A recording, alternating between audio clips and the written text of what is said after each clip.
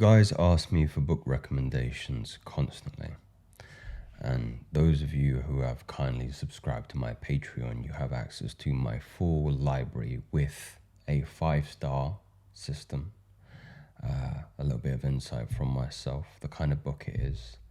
And the challenge with me is it's always very, very dubious to do recommendations if I knew nothing about the individual I'm recommending the book to, because I can give you the greatest book in the world, but if you're not in a place ready to receive it, it rarely hits. One book I wanted to share with you that I believe has a more holistic relevance to most people is going to be Napoleon Hill's Outwitting the Devil. You should have heard of Napoleon Hill, as he's the author of Think and Grow Rich, best-selling success book of all time. Everybody who is into self-improvement will have heard of Napoleon Hill and his Think and Grow Rich. I am very much of the opinion that this Think and Grow Rich book, whilst an amazing book, a good entryway into self-improvement, falls short to the quality and the perspective, and I stress that word perspective, that is delineated in Outwitting the Devil. I feel like it's a far more superior book with far more interesting nuance and value than Think and Grow Rich, as most self-improvement books include an amalgamation of similar kind of thought threads as Think and Grow Rich, but none, in my personal opinion, have quite the same impact as Outwitting the Devil.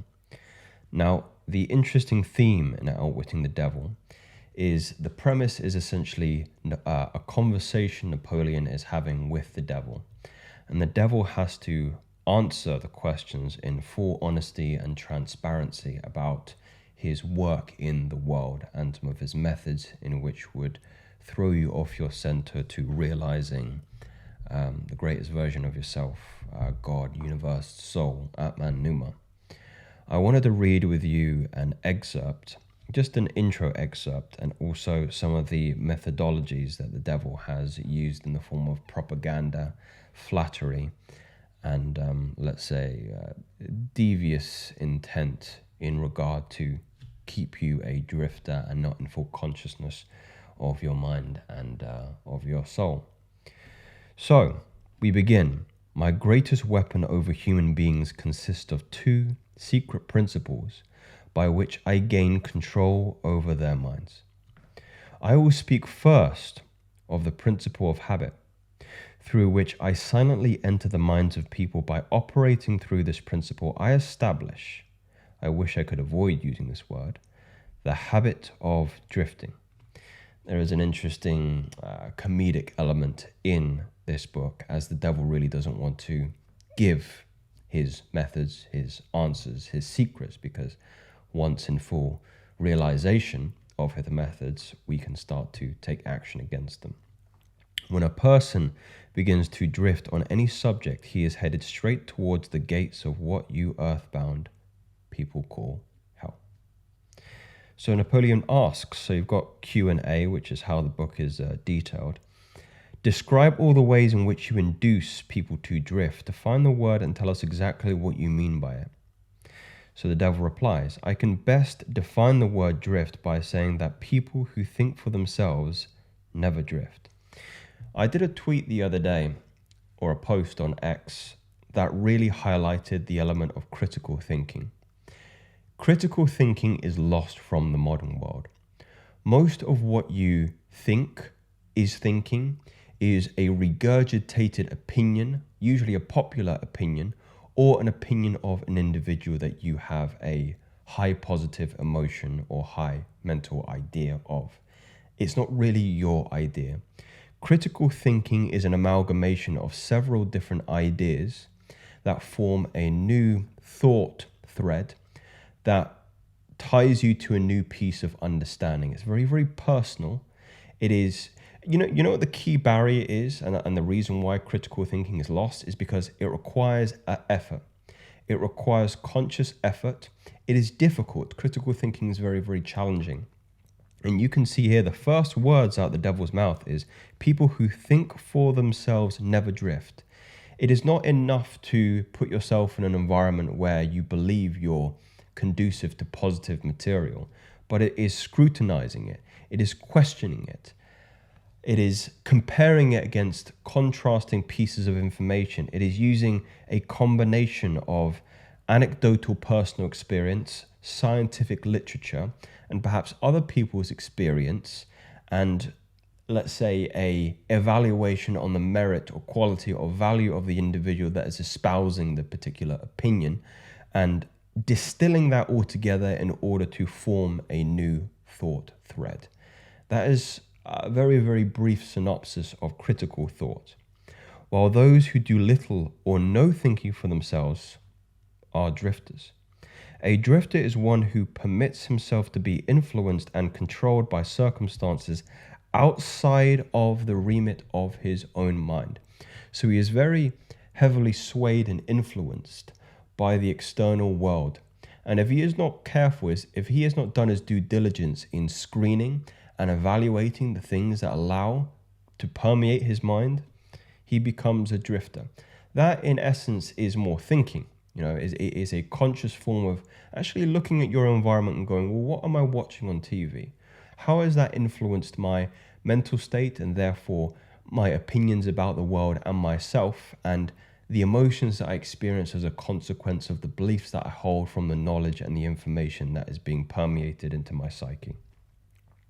He would rather let me occupy his mind and do his thinking than go to the trouble of thinking for himself. So again, there's an element of effort that is involved in this particular equation here. And most people do not want to work particularly hard. They want the easy option out, and therefore a drifter is what they will become. A drifter is one who accepts whatever life throws in his way without making a protest or putting up a fight. He doesn't know what he wants from life and spends all of his time just getting that. This idea of fate or destiny or determinism just came into my mind now, which is this notion that there is a preset path for you to walk down, and that you have no freedom of will or jurisdiction or personal agency in order to walk off that path. This is so important, maybe a lesson that you've heard before, but the synthesis of wisdom, which is the definition for wisdom is to take knowledge and to synthesize it into practical application, is lost for many of you. And that is why, even though you may feel informed in this respect, the synthesis of wisdom is missing, which is integration of this knowledge into practical steps. So, fate, destiny, I cannot have any personal self-government over which path I choose to go down.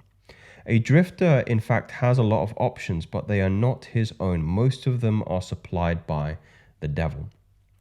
The drifter is one who is too mentally lazy, I've said this, to use his own mind, and the reason why I can take control of people's thinkings and plant my own ideas in their mind. Now, I'll just take a pause here because I'm going to move on. I'm going to skip ahead here to some of the licentious and, let's say, virtueless methods of, propagating and emphasizing this element of drifting in most modern men's life from the mouth of the devil. But I'm just curious to get your opinions on this new format, gentlemen. If this is something that you value, I would appreciate your feedback. Now, that little detour over, I wanted to speak a little bit more comprehensively about some of the more pervasive and morally corrupt elements on how the devil acts in some of these drifting methods. So, bribery is an element that Napoleon and the devil discuss. That is an imposing list of bribes, Your Majesty. He gets Napoleon to call him Your Majesty in exchange for this information, which is quite comical. Do you have any others? Yes, plenty of them, but these are my favorites. Through some combination of them, I can enter the mind of any human being at will from any age, from birth until death. Do you mean that these bribes are the key with which you can silently unlock the door to any mind you choose? That is exactly what I mean to do so, and I can do it. What happens when you enter the mind of a person who is not yet in the habit of drifting but belongs to the 98% class as a potential drifter? So just a little bit of background knowledge here. He kind of he does a census of the population, and Napoleon's asking, well, which individuals typically have full jurisdiction over their mind? And he says, 1 to 2%. And which one of them are potential drifters who can be easily swayed and corrupted? And he says the 98%. I go to work immediately to occupy the 98%, as much of that person's mind as I can master. If the individual's greatest weakness is the desire for money, I begin to dangle coins before him, figuratively speaking. I intensify his desire and induce him to go after money. Then when he gets near it, I snatch it away from him. This is an old trick of mine. After the trick has been repeated a few times, the poor fellow gives in and quits. Then I take over a little more space in his mind and fill it with fear of poverty. This is one of my best mind fillers. So you can diagnose most modern man and woman's symptoms of neurosis as some kind of economical lack, some kind of financial lack.